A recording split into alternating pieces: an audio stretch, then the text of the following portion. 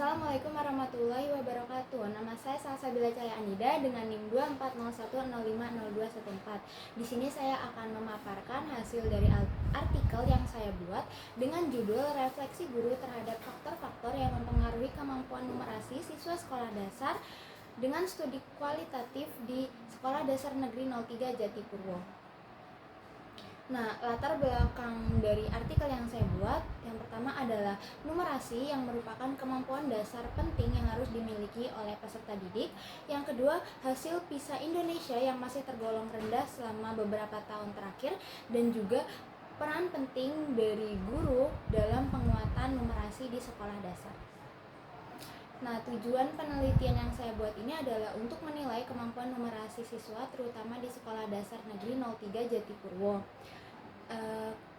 Lalu mengidentifikasi faktor yang mempengaruhi rendah atau tingginya kemampuan numerasi di Sekolah Dasar Negeri 03 Jatipurwo. Lalu mengkaji lagi strategi yang digunakan guru dalam meningkatkan numerasi yang ada di SD Negeri 3 Jatipurwo, dan yang terakhir untuk menjelaskan dampaknya dari rendahnya numerasi.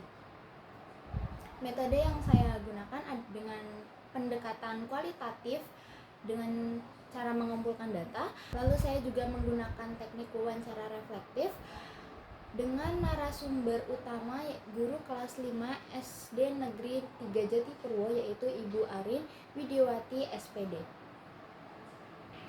Hasil dari penelitian yang saya lakukan, yang pertama adalah kemampuan numerasi yang masih dikategorikan sedang.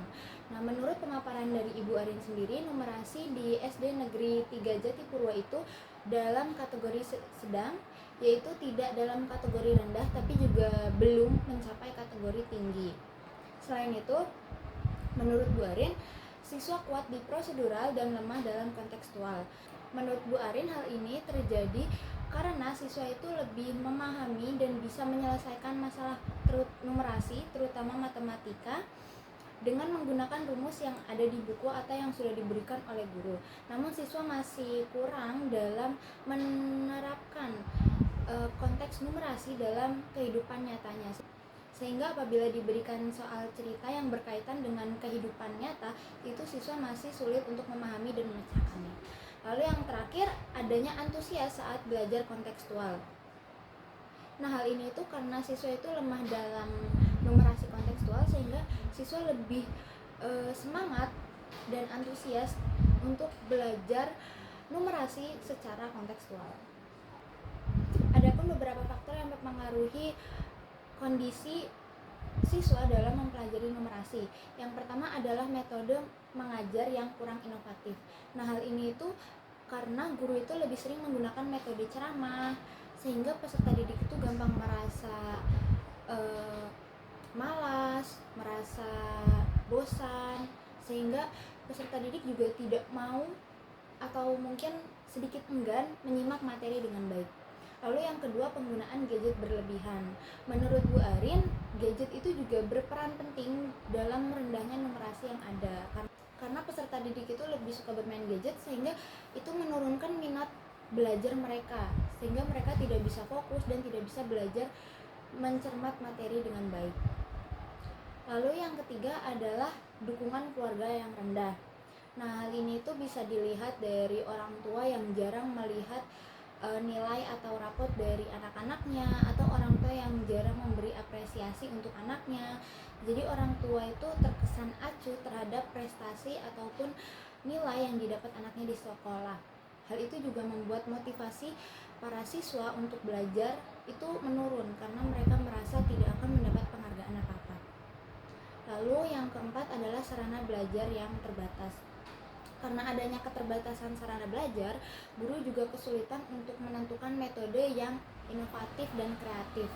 Oleh karena itu, agak terhambat dalam pembelajaran. Lalu yang terakhir adalah kecemasan matematika. Kecemasan matematika itu terjadi apabila peserta didik merasa takut, merasa cemas saat ingin belajar matematika.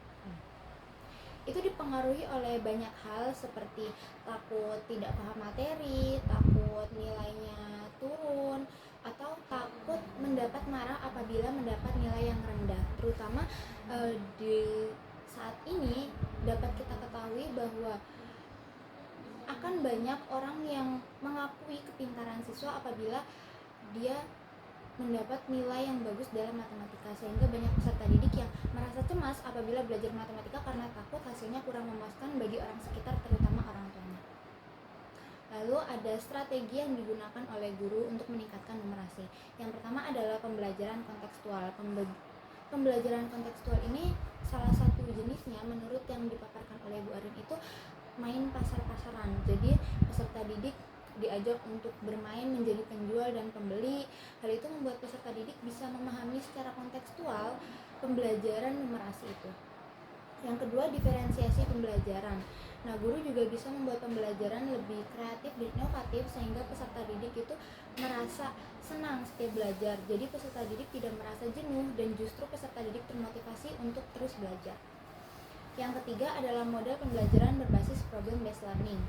Nah, karena numerasi ini juga kaitannya erat dengan pemecahan masalah, jadi model problem based learning dinilai merupakan model yang paling bagus untuk meningkatkan numerasi yang ada di sekolah dasar. Lalu yang keempat adalah media konkret. Dengan adanya media konkret, peserta didik tidak hanya mempelajari materi, tapi juga melihat bagaimana proses pemecahan masalah itu. Jadi peserta didik tidak merasa jenuh dan itu juga bisa dijadikan sarana bermain untuk peserta didik. Lalu yang terakhir ada diskusi dan kolaborasi. Hal ini dilakukan agar peserta didik yang kurang paham bisa bergabung dengan teman-temannya yang paham sehingga mereka bisa saling menjadi tutor sebaya atau berbagi ide-ide lainnya dalam menyelesaikan persoalan numerasi. Nah, selanjutnya ada dampak dari rendahnya numerasi. Yang pertama, sulit memahami materi lanjutan. Misalnya apabila peserta didik dari awal kurang memahami materi tentang penambahan perkurangan, itu peserta didik akan mengalami kesulitan apabila naik ke materi perkalian dan pembagian. Begitupun materi-materi selanjutnya. Oleh karena itu, peserta didik harus dipastikan memahami materi awal sehingga peserta didik dapat memahami materi selanjutnya dengan baik juga. Yang kedua, lemahnya pemecahan masalah. Karena numerasi ini erat kaitannya dengan pemecahan masalah, jadi apabila peserta didik numerasinya rendah, itu peserta didik akan sulit untuk memecahkan masalah dalam kehidupan nyatanya. Yang ketiga adalah prestasi akademi yang menurun. Nah, numerasi ini itu juga sangat penting dalam kehidupan, sehingga apabila peserta didik kurang memahami atau mengalami penurunan numerasi, itu peserta didik akan mengalami penurunan prestasi akademik juga. Lalu yang terakhir adalah motivasi belajar yang rendah. Biasanya peserta didik yang belajar tapi mendapatkan nilai yang rendah itu mereka akan malas untuk belajar lagi, sehingga rendahnya numerasi ini bisa dikaitkan dengan motivasi belajar yang nantinya pasti akan menurun. Baik, kesimpulan dari artikel yang saya buat adalah pertama, guru perlu metode inovatif. Hal ini dilakukan agar peserta didik itu merasa lebih senang selama pembelajaran. Selain itu juga peserta didik merasa tidak terbebani. Lalu yang kedua adalah perlu sinergi sekolah dan orang tua. Nah, sekolah dan orang tua itu juga harus saling berhubungan baik dalam meningkatkan kemampuan numerasi peserta didik. Karena tadi dapat diketahui bahwa salah satu dampak dari rendahnya numerasi itu adalah penggunaan gadget yang berlebihan. Jadi orang tua itu perlu mengawasi anak-anaknya agar anak-anaknya itu tidak menggunakan gadget secara berlebihan. Selain itu, orang tua juga bisa lebih peduli terhadap nilai akademik yang didapatkan oleh anaknya agar para siswa-siswa ini bisa lebih termotivasi untuk belajar. Itu saja materi yang dapat saya sampaikan.